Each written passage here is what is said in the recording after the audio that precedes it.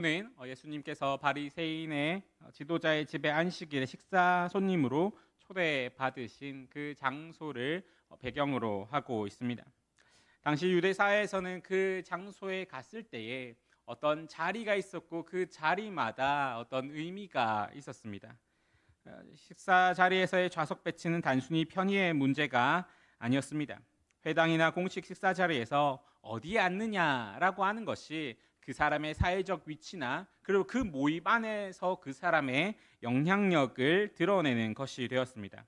그래서 상석에 앉는다라고 하는 것은 그 모임에서 내가 이만큼 존경을 받는 사람이라고 하는 의미를 가졌고, 다른 좀 끝자리에 앉는다라고 하는 것은 그 반대의 의미를 가지게 되었습니다. 그래서 식사 자리에서 사람들은 은근히 누가 그 자리에 앉을 것인가, 누가 더 높은 자리로 가고 누가 더 낮은 자리로 갈 것인가라는 눈치 싸움이 조금 더 있었습니다. 예수님은 그 광경을 보시며 말씀하십니다. 예수님은 11절에서 이 비교의 결론을 이렇게 말씀하십니다. 무릇 자기를 높이는 자는 낮아지고 자기를 낮추는 자는 높아지리라. 예수님이 말씀하시는 것은 단순히 우리가 부끄러움을 당하지 않기 위하여서 먼저 높은 자리에 있지 말라라고 하는 말씀에서 끝나는 것이 아니라 하나님 나라는 어떠해야 하는가, 그리고 하나님 나라의 백성은 어떠한 마음가짐으로서 살아가야 하는가라고 하는 것을 말씀해 주시는 것입니다. 오늘 본문은 겸손에 대하여서 이야기를 하고 있습니다. 그런데 오늘날 겸손을 우리가 생각하면은 우리는 겸손을 조금 오해하기가 쉽습니다. 세상에서의 겸손은 대체로 어떻게 이해가 되냐면은 자신의 능력이나 가치를 부인하는 것, 그래서 저는 아무것도 아닙니다를 이야기하는 것, 자신을 끊임없이 작게 표현하는 것으로서 겸손을 이해하게 됩니다. 그러나 이것은 진정한 의미에서 겸손이라고 할 수 없으며 오히려 자기 비하에 가까운 경우가 됩니다. 성경이 말하는 겸손은 히브리어로는 아나바라고 하는데 이것은 부드러움, 온유함, 길들여짐이라고 하는 의미를 가지게 됩니다. 말이 길들여지면은 힘을 잃는 것이 아니라 그 힘이 올바로 사용되듯이 우리의 어떤 것이 겸손으로서 길들여지게 되면은 자신의 능력이나 은사나 자신의 어떤 것들을 부인하고 부정하는 것이 아니라 그것이 어디에서 왔으며 누구를 위해서 사용돼야 하는가라고 하는 방향성을 제대로 알게 되는 것입니다. 신약에서 겸손을 뜻하는 단어도 낮은 마음을 의미하는데 이건 역시 마음의 방향성, 과연 나의 마음의 방향, 그리고 내가 지금 이 자리에 있는 것이 과연 어디로부터 왔으며 무엇으로부터 시작되어서 이까지 왔는가라는 것을 잘 아는 그런 태도를 가리키게 됩니다. 예수님이 말씀하신 끝자리에 앉으라라고 하는 말씀은 자신을 무가치하게 여기라라고 하는 의미가 아닙니다. 그 말씀은 이 잔치에 좌석을 배정하는 권한이 자신에게 없음을 알라라고 하는 것입니다. 그 사실을 안 사람은 먼저 끝자리에 앉아서 잔치를 베푼 주인이 이제 그 사람을 어디로 안내할지를 기다리게 됩니다. 손님이 스스로 상석에 자리를 잡는다라고 하는 것은 주인의 권한을 침범하는 것이며 자신이 주인인 것처럼 행동하는 것이 됩니다. 그래서 겸손한 자는 가장 먼저 자신이 이곳에서 주인이 아님을 아는 자입니다. 자신이 손님임을, 그리고 그 자리를 결정하는 분이 따로 있음을 아는 사람의 태도가 바로 겸손인 것입니다. 이것을 우리가 아는 그 신앙의 언어로 조금 옮기자면은 겸손이라는 것은 하나님이 우리의 하나님이시다, 그리고 우리는 피조물이다라고 하는 사실을 우리의 삶 가운데서 온전히 받아들이면서 사는 것이다라고 할 수가 있습니다. 내가 이 세상에 존재하는 것, 내가 가진 재능과 기회, 그리고 내가 속한 공동체와 관계들, 나에게 있는 그 모든 것이 하나님으로부터 왔다, 하나님이 주신 것이다, 그리고 무엇을 위하여서 주신 것이다 라고 하는 것, 우리가 받은 사명과 달란트, 그리고 그것을 어떻게 사용할 것인가 라는 것을 제대로 아는 것에서 우리의 겸손은 시작되며 겸손이 뿜어져 나오게 됩니다. 잠언은 사람의 마음이 자기의 길을 계획할지라도 그의 걸음을 인도하시는 이는 여호와시다라고 말씀합니다. 우리의 계획이 아무리 치밀해도 아무리 세세한 계획을 세워도 우리의 발걸음을 이끄시는 분은 하나님이십니다. 겸손은 바로 이 사실을 인정하는 것입니다. 그래서 진정한 겸손은 자기 자신을 어떻게 보이게 하느냐라는 것에 집중하지 않습니다. 그 시선은 이미 하나님과 이웃을 향해 있기 때문입니다. 빌립보서 2장에서 바울은 예수님을 겸손의 모범으로서 우리에게 제시를 합니다. 예수님은 하나님의 본체셨지만 그분의 겸손은 자신이 아무것도 아니다, 나는 무가치하다, 나의 능력은 낮다라는 것에서 오는 것이 아니라 자신이 누구인지를 알면서도 하나님 아버지의 뜻 앞에 모든 것을 내려놓으신 그 겸손, 종의 형체를 취하시고 죽기까지 복종하신 그것을 바로 겸손으로서 표현을 하게 됩니다. 그리고 하나님께서는 그분을 지극히 높이사 모든 이름 위에 뛰어난 이름을 주셨습니다. 낮아짐이 높아지심이 된 것입니다. 이것이 바로 하나님 나라의 원리며, 하나님은 이렇게 겸손하며 하나님의 뜻을 따라 살아가는 자들을 높이십니다. 사람들은 모두 높은 자리에 앉고 싶어 합니다. 오늘 본문에서도 사람들이 높은 자리를 계속해서 택하는 모습을 우리는 보게 됩니다. 그렇다면 우리는 왜 계속 그렇게 높은 자리를 원하게 됩니까? 그것이 단순히 더 편한 자리이기 때문만은 아닐 것입니다. 높은 자리라고 하는 것, 사람들의 상석이다라고 하는 것은 사실은 우리에게 있어서 내가 다른 사람의 인정을 받는다라고 하는 말과 동등한 의미를 가집니다. 높은 자리는 인정의 상징입니다. 내가 그 자리에 앉았을 때 다른 사람이 그래, 그 사람은 그 자리에 앉아야지라고 하는 것은 당신은 이 자리에 앉을 만한 사람이다라는 것을 내가 그 자리에 앉음으로써, 그리고 다른 사람이 그것에 대해서 아무 말 하지 않음으로써 거기서 그런 어떤 의미와 그리고 그런 가치를 부여하게 됩니다. 결국 우리가 높은 자리를 원한다라고 하는 것은 사람들로부터 나는 가치 있는 사람이다, 나의 영향력이 내 위치가 이 정도 되는 사람이다라고 하는 것을 그 높은 자리에 앉음으로써 확인받고 싶어 하는 것일지도 모릅니다. 사실 이러한 욕망과 이러한 방향성은 인간에게 있어서 지극히 본능적이며 태초부터 가지고 있었던 것이 됩니다. 이 욕망의 뿌리는 아담과 하와 때부터 있었습니다. 창세기 3장에서 뱀은 하와에게 이렇게 속삭입니다. 너희가 그것을 먹는 날에는 너희 눈이 밝아져서 하나님과 같이 될 줄 안다라고 말을 하게 됩니다. 하나님과 같이 된다라고 하는 것이 이 유혹의 핵심이었습니다. 이제 그렇게 함으로써 이제 하나님이 정해주시는 가치, 하나님이 너는 누구이다라고 부여해 주시는 가치보다 스스로의 가치를 정의하고 스스로 자신의 삶의 중심이 되려는 욕망이 그 안에 꿈틀거리게 됩니다. 아담과 하와가 그 유혹에 넘어간 이후로 인류는 하나님을 떠나서 스스로 높아지려는 충동을 갖게 되었습니다. 교만이라는 것은 그래서 단순히 성격적인 결합이 아닙니다. 그것은 삶의 중심에서 하나님을 끌어내리고 자신이 그 자리를 차지하려고 하는 영적인 반란이 됩니다. 잔치 자리에서 상석을 다투는 바리새인들의 모습은 사실 그들만의 이야기가 아닙니다. 그것은 우리 모두의 이야기가 됩니다. 우리는 교회 안에서도, 그리고 가정 안에서도, 그리고 직장 안에서도 끊임없이 자신의 위치를 확인받고 싶어 합니다. 봉사를 하고 나서 누군가가 알아주기를 기대하고 열심히 일하고 나서 인정받기를 바랍니다. 희생을 치르고 나서 감사의 말을 기다립니다. 그리고 그 기대가 채워지지 않을 때에 우리는 상처를 받고 섭섭해하고 때로는 분노하기도 합니다. 사실 이러한 반이 잘못된 것은 아닙니다. 왜냐하면 그것이 우리에게 너무나 당연하게 있는 욕구이기 때문입니다. 인정받고 싶은 마음, 자신의 수고가 의미 있기를 바라는 마음은 인간이라면 누구나 자연스럽게 가지고 있는 것입니다. 문제는 그 인정과 의미를 어디에서 찾는가라고 하는 것입니다. 우리가 그 인정과 그 의미를 사람의 눈길과 사람의 칭찬에서 찾는다면 우리는 끝없이 그것을 구해야 합니다. 왜냐하면 사람의 인정은 너무나 때때로 변하고 너무 사람이 부여하는 의미는 너무나 쉽게 바뀌기 때문입니다.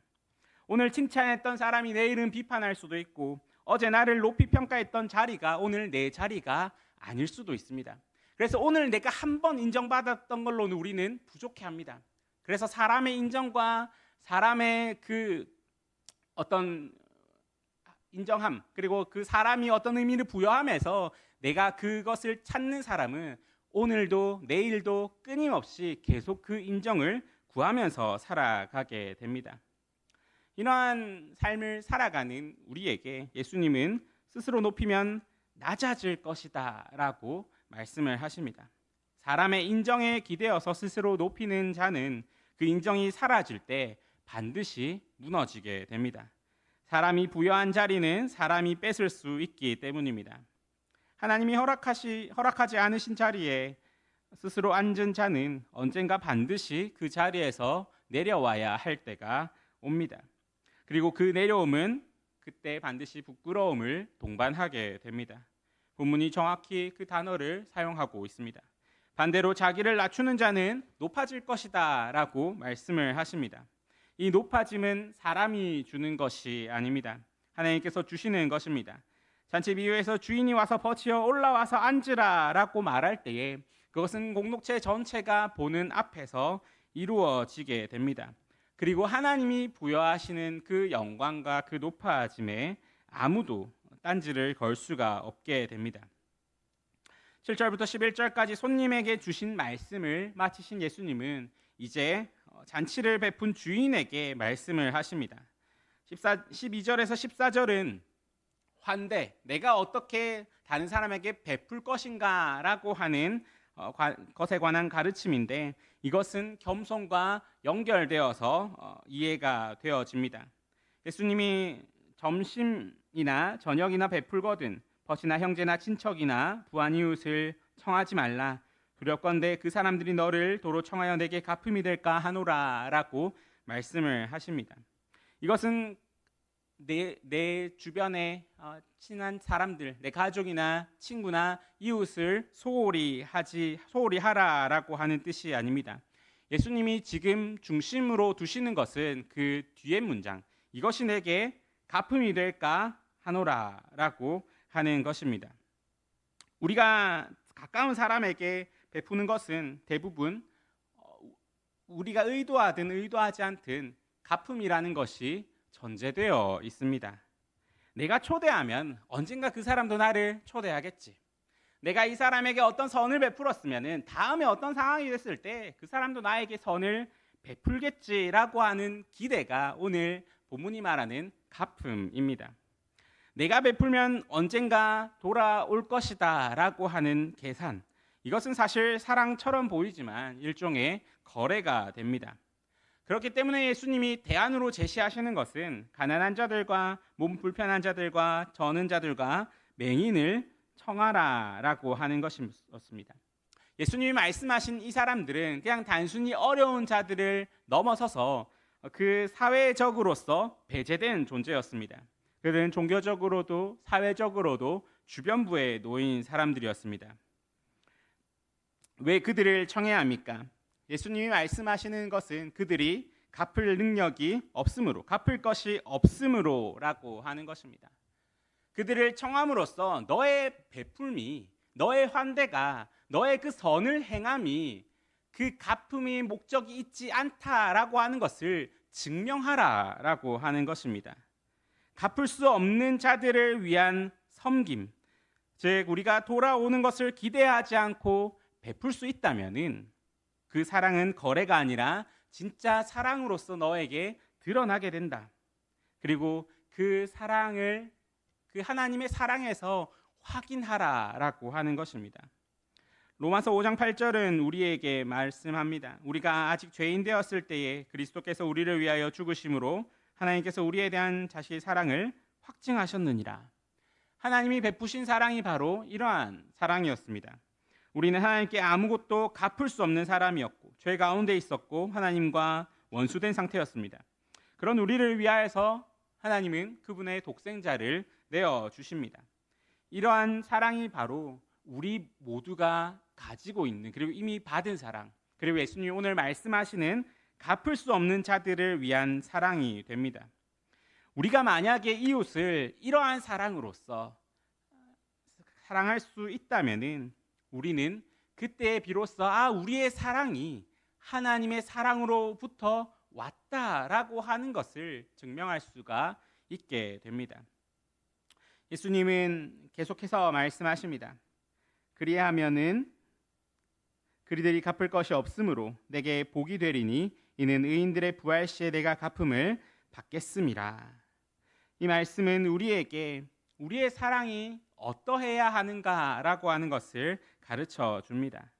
우리의 사랑은 첫 번째로 사람에게 갚음을 기대하는 사랑이 되어서는 안 됩니다.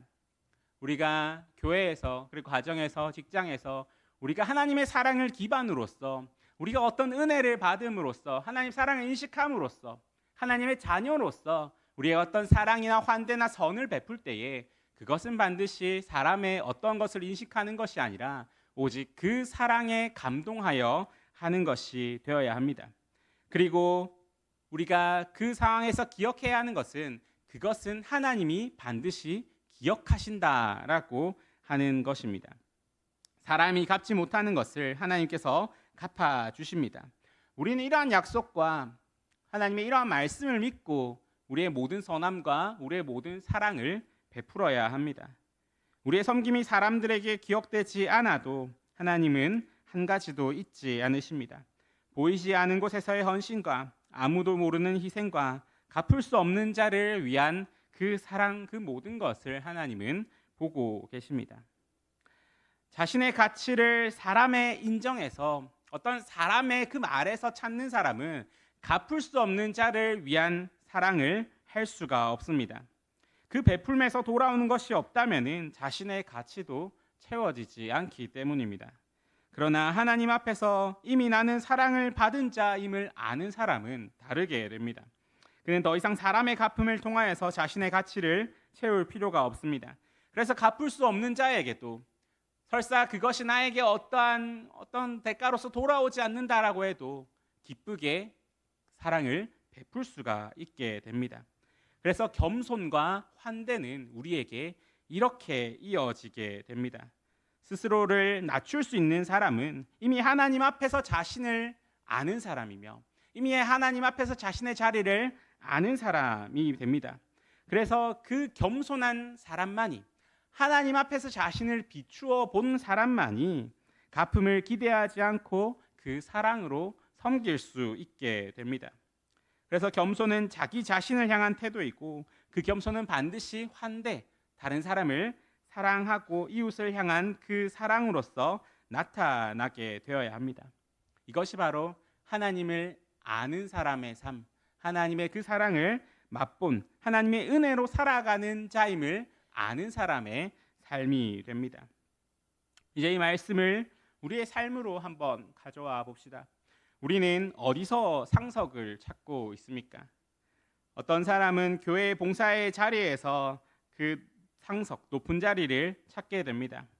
그럴 때 오래 봉사를 했는데 아무도 알아주지 않는다는 섭섭함, 새로운 사람이 더 주목받는 것에 대한 불편함, 자신의 헌신이 당연시 될 때에 느끼는 그 상처가 어느새 우리의 마음을 채우고 있을 때 우리는 이것이 사람의 인정을 구하는 나의 마음에서 시작되었구나라는 것을 확인할 수가 있어야 합니다. 우리 그러고 다시 한번 하나님, 내가 하나님 앞에서 나를 비추어 보아서 나의 이 모든 것이 하나님을 향해 하는 것임을 알게 하여 주시옵소서라고 기도하는 자리로 갈 수 있어야 합니다. 어떤 사람은 가정에서 상석을 찾게 됩니다.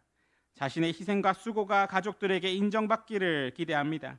내가 이렇게까지 했는데 왜 아무도 나에게 감사하지 않는가라고 하는 마음, 그 마음이 가정이라는 잔치 자리에서 우리가 상석을 차지하려는 그 마음이 되기도 합니다. 어떤 사람은 직장이나 사회에서 상석을 찾게 됩니다. 직책과 지위와 타인의 평가와 인정, 그리고 성과와 그 보상, 그 모든 것들이 우리에게 있어서 상석을 차지하려는 것이 되며, 이 모든 자리에서 우리가 이러한 것들로서 내 마음의 안정이나 내 노력에 대한 보상이나 어떤 내 수고에 대한 대가를 차지할 때, 교회에서나 가정에서나 직장에서 이러한 그 대가가 우리 마음에 안정을 주고 우리의 가치의 근거가 될 때, 우리의 삶은 쉴 새 없이 흔들리게 됩니다. 우리는 끊임없이 그것들을 향해 달려가야 하며, 그것이 흔들릴 때 우리 존재 자체가 흔들리는 경험을 하게 됩니다. 이러한 삶 가운데 있는 우리에게 예수님은 끝자리에 앉으라라고 말씀을 하십니다. 끝자리에 앉으라라고 하는 것은 소극적이고 수동적으로서 삶을 살아라 하는 말이 아닙니다. 그것은 내 자리를 하나님께 그것을 결정하는 자리, 내 자리를 결정하는 그 권한을 하나님께 드리라라고 하는 것입니다. 내 자리는 하나님이 정하신다. 내 가치는 하나님이 부여하신다. 내 영광은 하나님이 주신다라는 것을 인정하라라고 하는 것입니다. 그러면은 그 안에 살아가는, 이 믿음과 이 신뢰 속에서 살아가는 사람은 흔들리지 않게 됩니다. 사람이 인정하지 않아도, 자리가 조금 낮아 보여도 그는 이미 하나님 앞에서 자기 자리를 알고 있기 때문입니다. 또 우리의 관계들을 돌아봅시다. 우리가 섬기는 사람들, 우리가 시간과 마음을 내는 사람들, 혹시 그 관계들 안에서 어떤 우리의 계산이 있지는 않습니까? 우리가 가까이 하는 사람들이 주로 나에게 도움이 될 수 있는 사람들, 나의 수고에 감사할 줄 아는 사람들로 채워져 있지는 않습니까? 갚을 수 없는 사람, 나에게 아무것도 해줄 수 없는 사람을 위하여서 내가 받은 사랑으로 사랑할 수 있는 마음이 우리 안에 얼마나 있는지를 우리는 확인해 보아야 합니다. 예수님은 겸손을 가르치신 분이기 이전에 친히 겸손의 삶을 사신 분이십니다. 예수님은 하늘의 가장 높은 자리에 계셨으며, 그러나 그 자리를 고집하지 않으시고 스스로를 종의 형체에 취하셔서 이곳에 오셨습니다. 그리고 빌립보서 2장의 말씀처럼 종의 형체가 되어셨고, 말구에 누이셨고, 목수의 아들로 자라셨으며 세리와 죄인들과 함께 식탁에 앉으십니다. 그리고 마침내 가장 낮고 수치스러운 자리인 십자가 위에서 우리를 위해 자기 자신을 내어주시게 됩니다. 우리의 그 모든 사랑, 그리고 우리의 모든 선을 행함, 그리고 우리의 모든 그 신앙적인 행위는 바로 이 겸손 위에서 세워져야 합니다. 우리가 먼저 이 사랑을 알고 이 사랑을 깨닫고, 내가 이 사랑을 닮아가겠다라고 하는 그 다짐에서 우리의 모든 환대와 우리의 모든 행동이 나와야 하는 것입니다. 이것이 바로 우리가 겸손할 수 있는 근거가 되며, 이것이 바로 우리가 사랑을 할 수 있는 근거가 되어 주십니다. 우리가 겸손할 수 있는 것은 이미 예수님의 낮아지심으로 인하여서 우리가 높아졌음을 알기 때문입니다.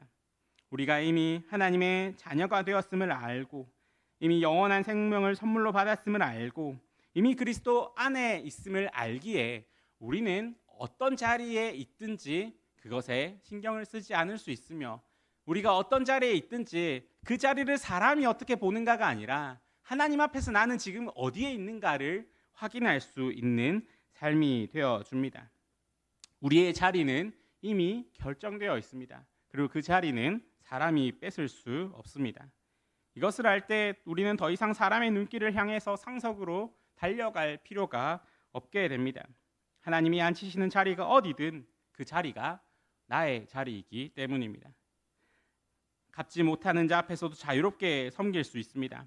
하나님이 기억하시기 때문입니다. 인정받지 못하는 자리에서도 흔들리지 않을 수 있습니다. 나의 가치는 사람이 정하는 것이 아니기 때문입니다. 우리 모두 이 말씀을 기억하면서 겸손함으로 살아갑시다.